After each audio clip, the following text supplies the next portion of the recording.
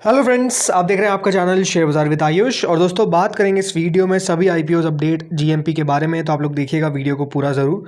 तो दोस्तों, आप ये बात ध्यान रखिए, आज का दिन काफ़ी इंपॉर्टेंट है क्योंकि आज के दिन दोस्तों फ्रैक्टल एनालिटिक्स और आई फाइनेंस, जो दो मेन बोर्ड आईपीओ ओपन हो रहे हैं, इनकी एंकर बुक हमको आती हुई दिखेगी।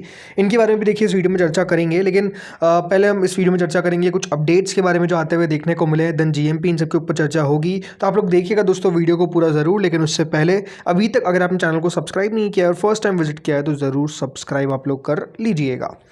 तो दोस्तों, जैसा मैंने कहा, फ्रैक्टल एनालिटिक्स और आई फाइनेंस का याद रखिएगा, आज के दिन एंकर बुक आता हुआ दिखेगा। लेकिन चलिए सबसे पहले हम कुछ अपडेट्स पे चर्चा करते हैं। तो अपडेट्स में दोस्तों, आज सेबी के द्वारा कुछ आईपीओस को मिली है मंजूरी या फिर कह सकते हैं अप्रूवल। तो कौन कौन सी वो कंपनीज है, चलिए शुरू करते हैं। तो पहली कंपनी दोस्तों इसमें जो निकल कर आती है उसका नाम है इनक्रेड होल्डिंग्स। जी हाँ, आज इसको अप्रूवल मिल चुका है सेबी से। लगभग 3 से 4 हज़ार करोड़ के आसपास का दोस्तों ये आईपीओ आना चाहिए। ये जो कंपनी है ये एक एनबीएफसी है जो प्रोवाइड करती है पर्सनल एजुकेशन और एसएमई लोन्स इनके डिजिटल फर्स्ट प्लेटफॉर्म से। तो इस तरीके की कंपनी है इनक्रेड होल्डिंग्स, जिसको याद रखिएगा अप्रूवल मिल चुका है। दूसरी दोस्तों कंपनी आती है लेजर पावर एंड इंफ्रा। ये लगभग 1200 करोड़ के आसपास का आईपीओ रह सकता है। ये एक इंटीग्रेटेड मैन्युफैक्चरर है of power cables and conductors, जो स्ट्रॉन्ग ईपीसी इनका डिवीजन है फॉर पावर प्रोजेक्ट्स। तो इस तरीके का दोस्तों कंपनी है, जिसको भी याद रखिएगा आज के दिन अप्रूवल मिल गया।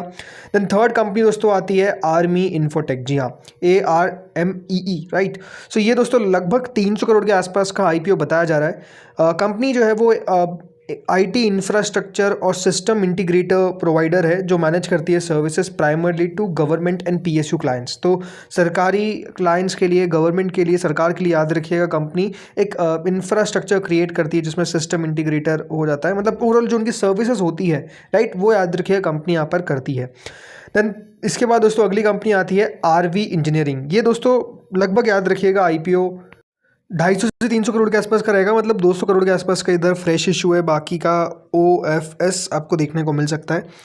ये दोस्तों एक multi disciplinary infrastructure consultancy firm है जो स्पेशलाइजेशन है इनका इन रोड्स, रेलवेज और वाटर प्रोजेक्ट्स। तो एक सॉर्ट ऑफ कंसल्टेंसी फर्म है, याद रखिएगा आरवी इंजीनियरिंग।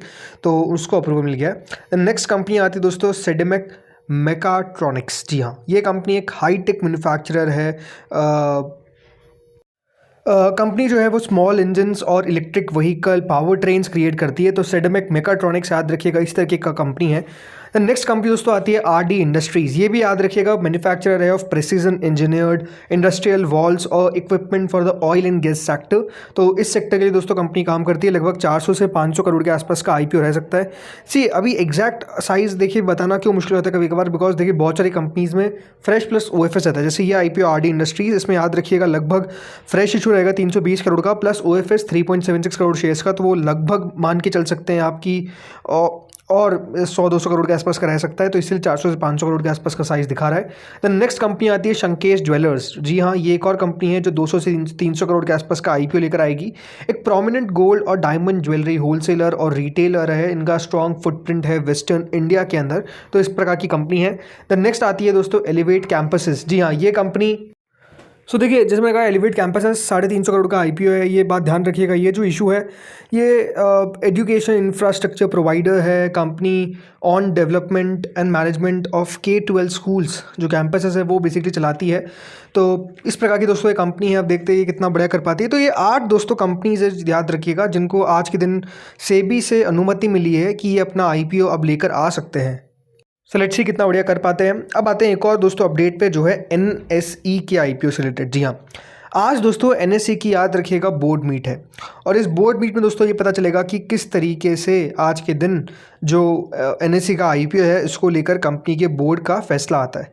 देखिए आज की मीटिंग अपने आप में इंपॉर्टेंट क्यों है, पहली बात तो ये आप कह सकते हैं कि एनएसई फाइनली जो आईपीओ का प्रपोजल है वो आगे रख सकता है। और इसके अलावा ये बताया जा सकता है कि कौन कौन है जो हिस्सा बिकवाली भी कर सकता है। तो कुछ ना कुछ तो इन्फॉर्मेशन डेफिनेटली हमको आती हुई देखने को मिलेगी। आज ही देखिए जो मीटिंग का एजेंडा है वो मेजरली ये है कि सबसे पहले तो मर्चेंट बैंकर्स को याद रखेगा फाइनलाइज किया जाएगा। जो क्राइटेरिया है कि किस तरीके से मर्चेंट बैंकर्स और लीगल एडवाइजर्स को यहाँ पर चुना जाएगा, उसका जो ओवरऑल दोस्तों क्राइटेरिया है उसको फुलफिल किया जाएगा इस मीटिंग के अंदर, उसको याद रखिएगा तय किया जाएगा। एनएससी वाली अनलिस्टेड है, लेकिन काफ़ी ज़्यादा इसके आपको शेयर होल्डर्स मिल जाते हैं। लगभग ऐसा बताया जाता है कि 1.84 लाख शेयर होल्डर्स एनएससी के हैं, जिसमें मेजर इन्वेस्टर्स में LIC, SBI, Temasek, Morgan Stanley, Canada pension board, right, ये कुछ बड़े बड़े इन्वेस्टर्स है। इसके अलावा दोस्तों इसके अंदर राधा किशन दमानी का भी याद रखिएगा होल्डिंग है।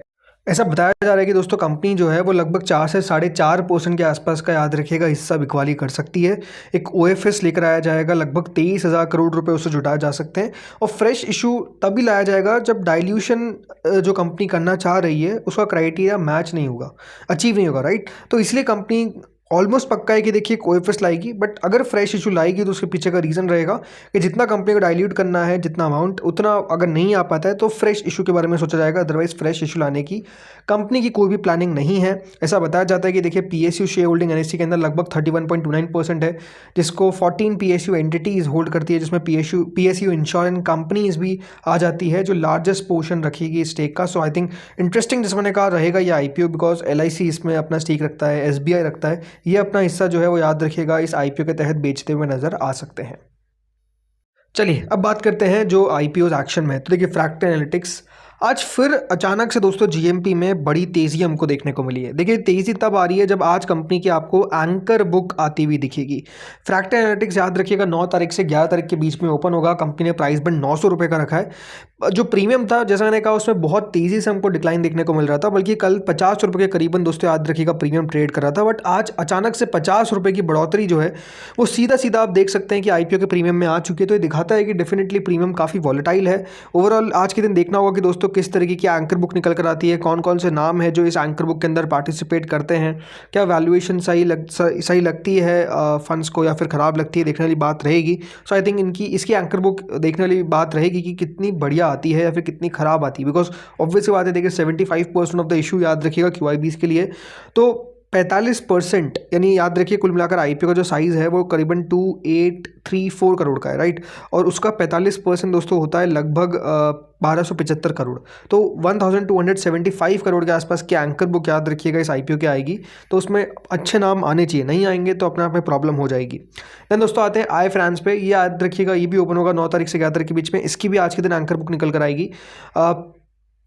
ये दोस्तों जो आईपीओ का साइज़ है, इस आईपीओ का लगभग, याद रखिएगा, 1010 करोड़ के आसपास का है।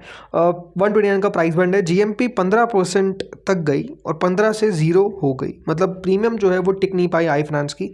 किस तरीके का उसको रिस्पॉन्स मिलता है ये अब देखते होगा क्या, बिकॉज सी फाइनेंस कंपनीज वैसे ज़्यादातर अगर आप देखेंगे तो अभी नहीं आ रही है। इसने कोशिश करी आने की, तो कितना अच्छा रिस्पांस मिल पाता है ये आई थिंक मार्केट्स देखिएगा। इसकी भी एंकर बुक इंटरेस्टिंग रहेगी। ये भी याद रखिएगा 45%, यानी लगभग 450 करोड़ की एंकर बुक इस आईपीओ की आएगी। सो वहाँ पर कौन कौन से नाम आते हैं, राइट। इन दोनों आईपीओ के एंकर बुक में देखना होगा कि कौन से फॉरेन फंड्स आ रहे हैं, कौन से डोमेस्टिक फंड्स आ रहे हैं, राइट, कितना रेशियो रह रहा है। देखते हैं यहाँ पर आज के दिन किस तरीके की एंकर बुक निकल कर आती है। तो दोस्तों इस वीडियो में तो इतना ही था। होपफुली आपको वीडियो बढ़िया लगा होगा। अगर अच्छा लगा तो लाइक कर देना, चैनल से पहली बार जुड़े सब्सक्राइब कर देना। Thank you friends for watching this video.